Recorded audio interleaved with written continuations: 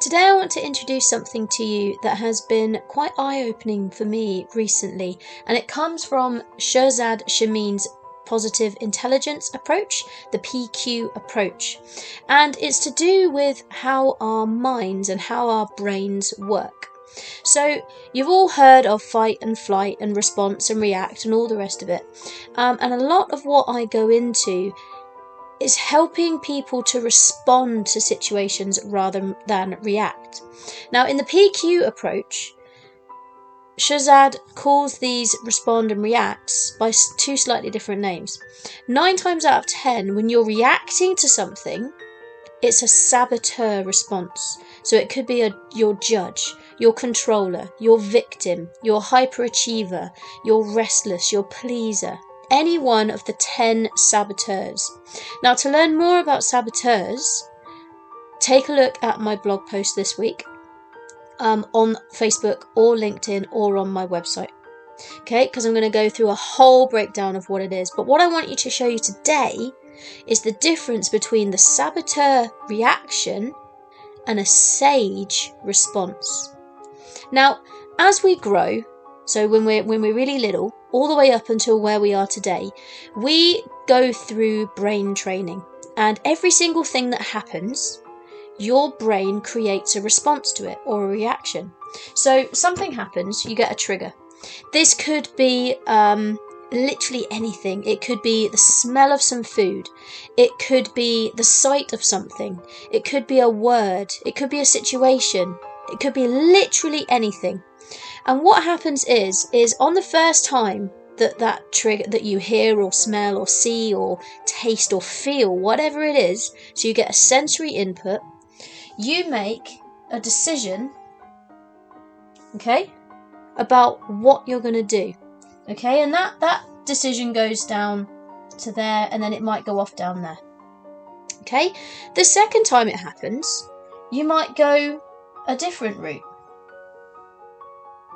The third time it happens, you might go down the same route that you did the first time. The fourth time it happens, you might go down that route again. The fifth time, you might go down that route again. You see how big this line is getting? Okay, so the more times you go down that route, the stronger the connection in your brain. Okay, so if we see this as your brain, so all the little neurons and the connectivity that's within your brain, the more times you choose a certain route, the stronger that connection becomes. And so eventually, you respond automatically to it, and you instantly go down that route. Now, if that's a saboteur response, so it could be anger, it could be frustration, it could be upset, or something like that. The reason you've done down that route is because your saboteurs are trying to keep you safe. They're your survival brain. So you go down that route because it thinks it's going to keep you safe. Okay, you run away. You step back on the pavement when a car comes past. You eat the thing that really smells really, really nice that you can smell in the street.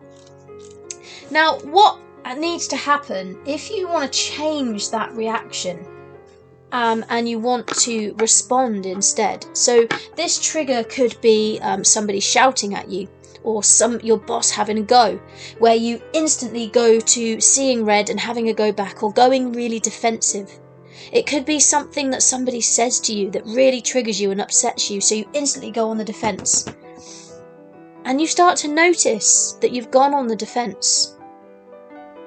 And you want to change it. You don't want to be defensive. You've got nothing to hide. You've got nothing to react to. And it could be that you've noticed that when you react to that thing, you actually make the situation worse because you both end up shouting at each other.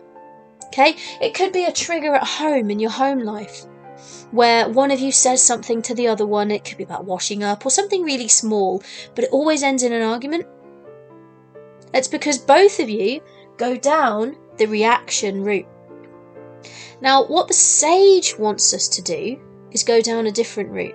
But because we're hardwired, literally hardwired now, to make that choice, to do that reaction, the sage doesn't really get a say. But when we've noticed that this is what happens, and you get a response or a result over here that you don't really want, so you end up in another argument, or you end up eating the whole pack of biscuits, or whatever it is, when you want to change that reaction to a response, you have to consciously choose another route.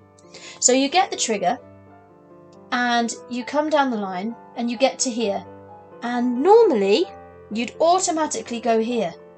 But today, or tomorrow, or whenever it happens next, you realise that you're going down this route and you choose to go over here instead. And then you're going to feel really, really good about yourself because you're going to get a different outcome. Now, what do you think happens the next time you get that trigger or that cue or that something happens and you're going down the path again? Guess what? This way is still stronger, so you might end up going a little bit further.